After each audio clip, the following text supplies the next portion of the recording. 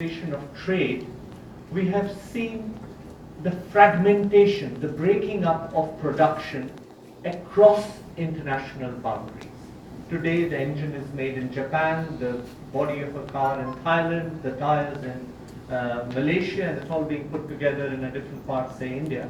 And that is liberating not just components from the confines of a factory, but also a range of services are now being outsourced to different parts of the world.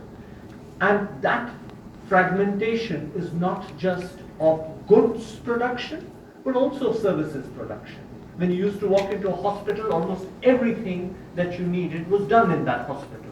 Today, your prescription might be typed in, the Philippines, your X-ray might be read in India, and a range of different services are involved. And this is creating an opportunity, as you said, for global value chains to develop. We take this view that essentially global value chains involve importing to export. India, for example, imports rough diamonds from Africa, which are then polished and sold as polished stones of jewelry. Petroleum comes and is then processed as petroleum products. Or a software chip is designed and actually produced in Korea for further export to another destination. IT computers are imported and used to produce IT and knowledge-intensive services. That's what we think of as global value chains, as essentially importing to export. And countries are located at different points of these value chains. And what makes the world now different is that countries are participating in different ways in this finer international division of labor.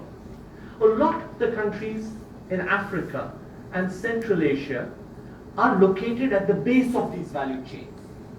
They're producing cocoa or copper, which then gets sent off to other countries to become chocolate and wires.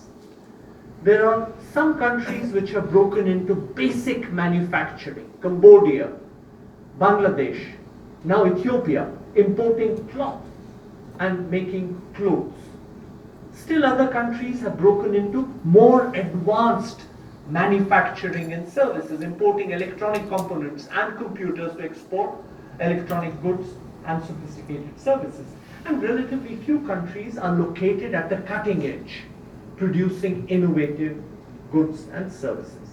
Now, a country like India doesn't do just one thing. It's like China, participating in many different ways in value chains. It exports iron ore to China, and therefore, in a way, it's at the base of the value chain. It still makes clothes, it makes sophisticated IT products and automated components and medicines, and it also makes sophisticated services. We, for the purpose of this classification, look at what is, in a way, the characteristic form, and we locate India as a manufacturer or a participant in advanced manufacturing services. And the question we ask in this report, the first big question, does it matter how you participate in these value chains?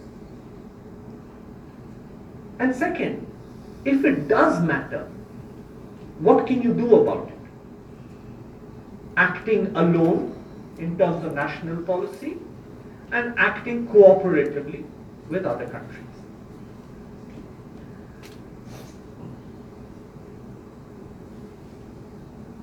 In order to ask this question, let me highlight what makes global value chains different from conventional trade where whole products were produced within a country. One dimension is hyper-specialization. Instead of producing a car or a computer, I specialize in a particular component or a particular task. True. And that increases the scope for learning by doing. And that also means that I can produce at large scale. There are whole villages in China which just produce buttons or zips. The second dimension is that the transactions between firms in value chains are not anonymous spot transactions. They are in the context often of durable relationships. Sometimes within a firm, sometimes in the context of a contract, sometimes implicit contracts. You just keep coming back to the same seller again and again. Now, why does that matter?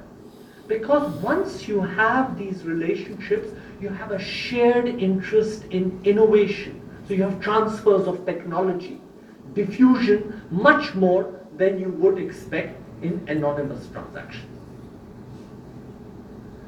We ask, what determines how you participate in terms of what you have, like your endowments of labor, skilled and unskilled, where you are, how strong your institutions are, as well as what are the outcomes in terms of what we care about. Does participation in global value chains